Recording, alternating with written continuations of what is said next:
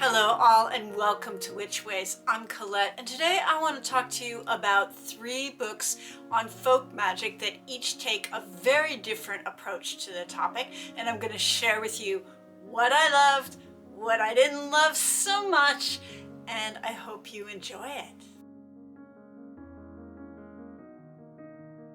So the first book that I want to recommend is The Sacred Ring, The Pagan Origins of British Folk Festivals and Customs.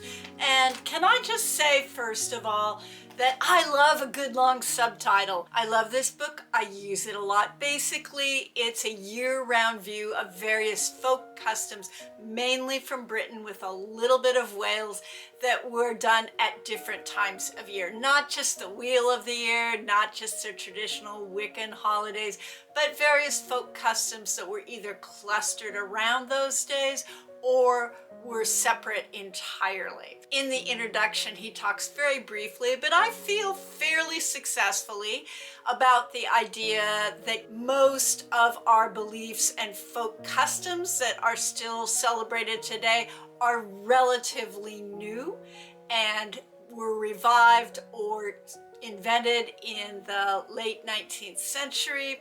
I feel like he does a really good job of talking about the ways that paganism and folk magic customs took on elements of Christianity and the ways that they in fact then influenced the church and had the church picking up various pagan customs. And a good example of this is when he talks about Lammas, Loafmas, Lunasa, which is the festival of first grains, and he talks about the customs that were all done in the fields around the first and last sheaf of grain, and then talks about the fact that the priest actually at some point began taking over the practices of blessing the loaf and distributing it to the field instead of it being done just by folk practitioners. And so I think he does a really good job of showing the ways in which Christianity influenced these customs, and that in fact these pagan customs influenced the church in turn. He gives a lot of documented examples of priests describing in the 600s, the 700s, the 800s, various pagan practices and what they thought of them. And in fact, the priests are describing them as pagan practices rather than folk customs adapted from Christianity, and in many cases condemning them or bewailing their existence. This book is a very easy read, and also it highlights the fact that there were many local festivals that just happened in one region on a specific date that had nothing to do with various Sabbats or church holidays. I think a lot of times we think of witchcraft as this kind of unified thing around a lot of holidays that we know about today, but in fact holidays were regional, customs were regional, and what was celebrated in one valley or region may have been quite different than what was celebrated somewhere else. The author shares several things that can be done easily and are simple practices, but it's not a book of things to do. For example, on May Day, he writes, the Puritan writer Philip Stubbs, writing in 1583, complained that young people ran gadding over the night to the woods, groves, hills, and mountains, where they spend all the night in pleasant pastimes, and in the morning they return. He talks a little bit more about that practice, and he also just gives a very simple practice of it was believed to be very lucky if you made the effort to get up and greet the sunrise on May Day morning. And then he goes on to talk about the way that that practice actually influenced Christianity. At Oxford, there's an old custom that the choir of Magdalen College assemble at dawn on May Day to sing hymns, and this is followed by Morris dancing. So this is just one example of a way that pagan customs influenced what the church did, because we always think about it being the other way around, that pagan customs were influenced by Christianity. But the reality is that both things happened, and that also paganism influence secular practices as well. There's also a very good bibliography in the back. There isn't really anything that I didn't love about this book, and he also often does a little bit of comparative study on a particular custom and the way it looks similar to Roman practices, perhaps indicating the way that Romans' occupation of Britain and invasion of Britain influenced magical and folk customs. But the whole thing is not a scholarly book or in-depth on the way various cultural practices influenced folk magic in Britain. And it doesn't need to be. It's fine. He did a great job with it, and I love it. The one other thing that I don't love about it these days is that it's out of print, and so it's very spendy. It's available on Amazon for like 55 bucks, which is a lot for a small book. It is available on Internet Archives. This is an academic style book, however, it's not dry at all. It's a very interesting read. It's very dense. And one of the first things I love about it is the way that he acknowledges that cultural appropriation, or appropriation in general, is a huge factor in North American witchcraft.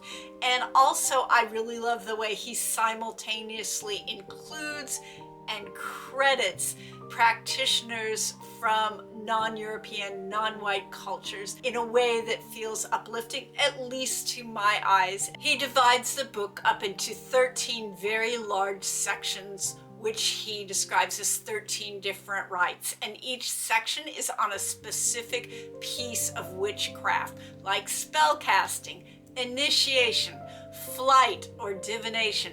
And the first chapter on naming was all about the different branches of witchcraft that exist in North America. Again, when he says North America, he really means the United States. So common. But anyway, it's a great summary of the different kinds of witchcraft that are practiced in the United States, what their background is, what different cultural influences fed them, and sort of a sample of the way that they might be perceived. I love that he credits the sources culturally in each chapter, and he has footnotes on almost every page about where he found the information that he's quoting or describing.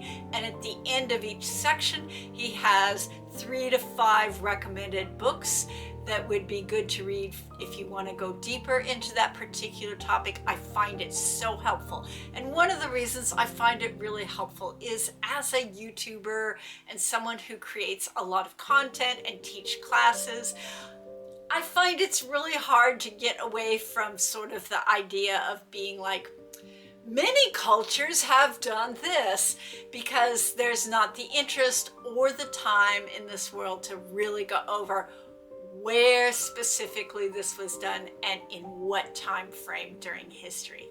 I really love that. Each chapter has a lot of info about the outside perceptions and what was written down about various types of witchcraft and what was known from the outside. And there's a little bit of what is known from an insider perspective as well. But again, it's a very academic style, even though it's very interesting to read. And I also loved, and this is unusual in academic style work in my experience, is that each section had a smaller subsection called Singing Bones that was about a prominent ancestor of that particular type of magic. And he includes a lot of people of color in those sections called Singing Bones. For example, in chapter 3, he talks about Quatziau, and I know I'm not pronouncing his name right. He did not give a pronunciation.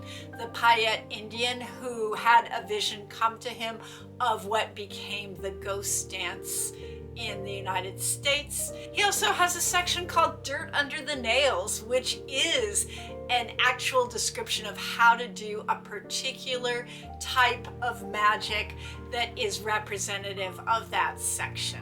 There's not much that I didn't love about this book. I think it's a great overview book, and as long as you understand that and you are intermediate and you're not looking for a how-to book or an in-depth look at any of these practices, you'll be really happy with it. One of the critiques I have is on the back. There's a little blurb that sort of makes it seem like it's a how-to book that you'll read and learn how to do actual practices, which, you know, that's not at all what the book is about. One other thing that I would have preferred in this book is if there would have been a bit more of an insider perspective represented in some of the places throughout the book, just to get a rounder, more magical view of the practice that was being described.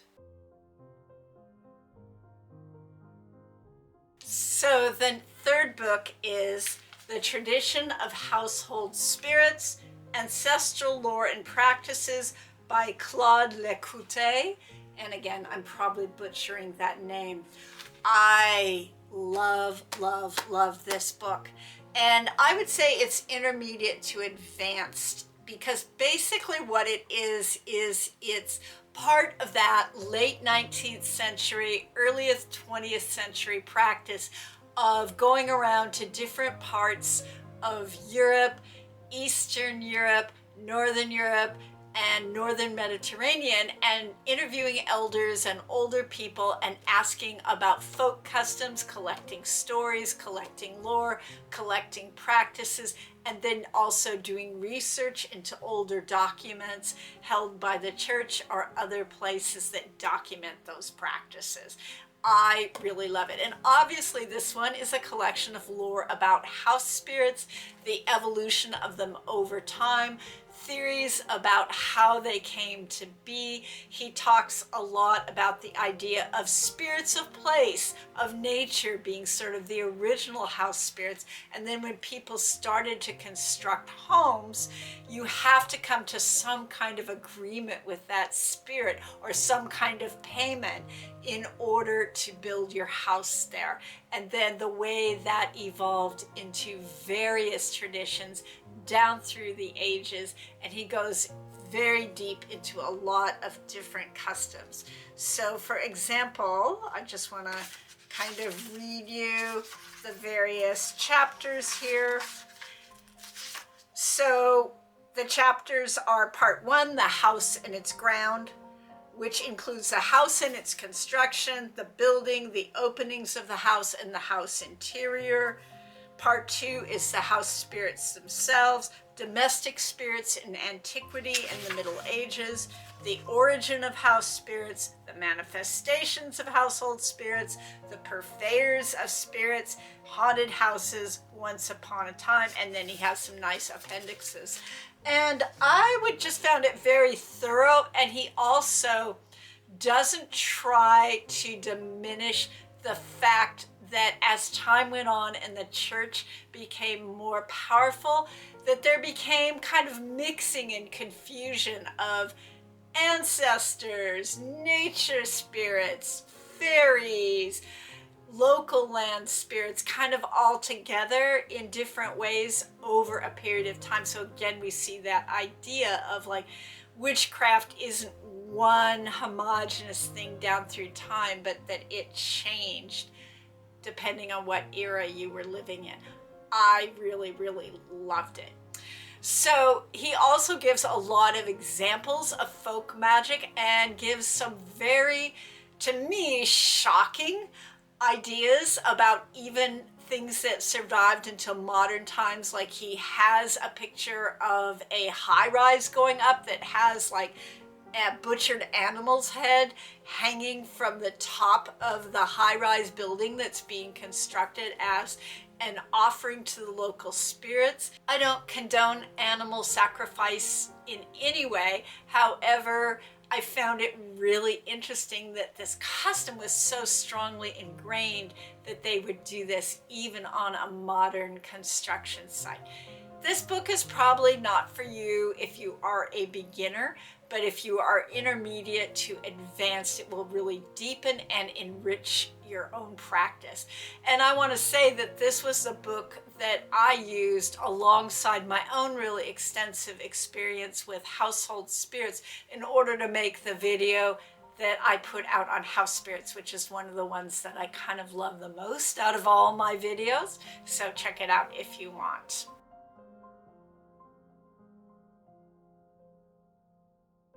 I know I'm a bit behind in terms of creating content about things that I asked you to state preferences on. I had to take 8 weeks off when my brother died, and it's just taking me a bit of time to catch up on those particular videos that you requested, but I will get to them. However, I would love it if you'd put in the comments books that you would like to have me review and hear my opinions on. And as always, thank you for subscribing and liking and feeding those algorithm gods. I love it when people do that. I love it when people comment and share their experiences. So please do that.